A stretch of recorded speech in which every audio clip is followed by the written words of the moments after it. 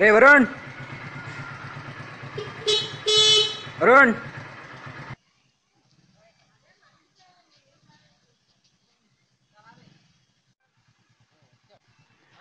అన్నయ్య నన్ను స్టడీ అవర్లో దింపవా?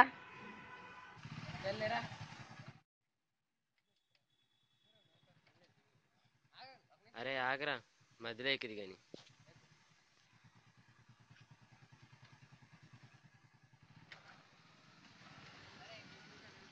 అరే జాగ్రత్తగా వెళ్ళరా, నేను మళ్ళీ వస్తా.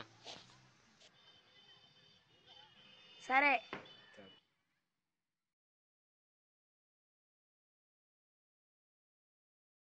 మధ్యలో నాకు ఎవరా బండి?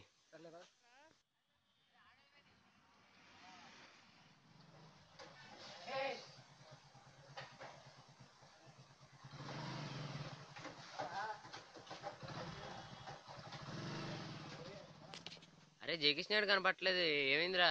వెంకటేష్ గారు నాడు వాకింగ్ వెళ్ళారా, జాగింగ్ వెళ్ళారు. మరి ఏమైంది? అరే జాగింగ్ వెళ్తుంటే మధ్యలో బైక్ గుద్దిందిరా. గుద్దిందిరా. ఇప్పుడు ఎలా ఉంది? అరే ఏదో డ్రైనేజ్ లో ఎందుకు రాళ్ళేస్తావు? చెప్పినాడు గారు ఎందుకు రాళ్ళేస్తావు? బానే. అరే పదండ్రా, చాలాసేపు అయింది వెళ్దాం. అవునరా, నిజంగా వర్షం పడేలా ఉంది, వెళ్ళిపోతుందా? నువ్వు గట్టిగా అట్లా.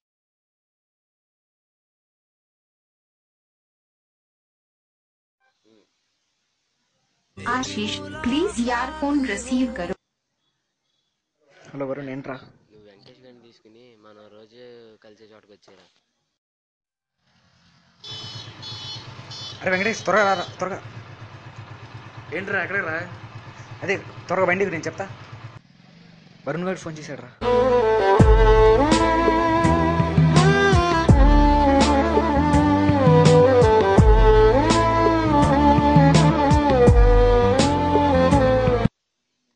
మా తమ్ముడు స్టడీస్కి వెళ్ళానరా. నేను అక్కడ మా తమ్ముడు ఇందాక వచ్చిన వర్షానికి కొట్టుకెళ్ళిపోయాడని చెప్పారా.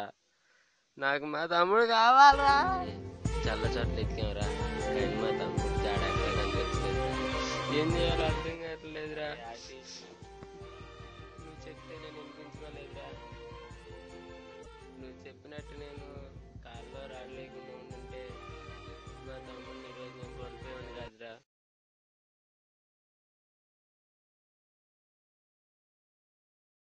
సీతమ్మధారకు చెందిన retired army and engineer CH Ramanamurthy మనవరాలు అతిథి స్కూల్ 1వ తరగతి చదువుతోంది. గురువారం సాయంత్రం ట్యూషన్ కాని వెళ్లి సాయంత్రం 6 గంటల సమయం వరకు ఇంటికి తిరిగి ప్రయాణమైంది. అయితే ఒక్కసారిగా కురిసిన భారీ వర్షానికి రోడ్లు కాలువలు పూర్తిగా జలమయ్యాయి. ట్యూషన్ నుంచి తిరిగి వస్తూ చిన్నారి రోడ్డుపై ఉన్న నీటిలో దిగి ఎక్కబోయింది. పక్కనే డ్రైన్ కాలువ ఉండడంతో వర్షపు నీటి ఉధృతికి అందులో పడి కొట్టుకుపోయింది.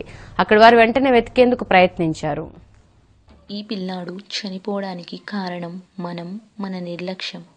మనకు సంబంధించిన చెత్త మనం మురికి కాలువల్లో పడేయకపోతే ఈరోజు ఒక ప్రాణం మన ముందు నవ్వుతూ తిరిగేది. ఇలా ప్రాణాలు పోగొట్టుకున్న తమ్ముళ్ళు, చెల్లెళ్లను మనం ఈ లోకంలో చాలా మందిని చూస్తుంటాం. ఇక మీదట అయినా మారండి.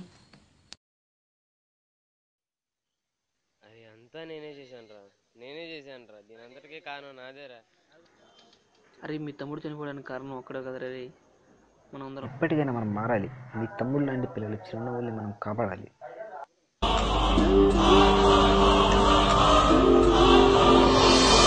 రీడల్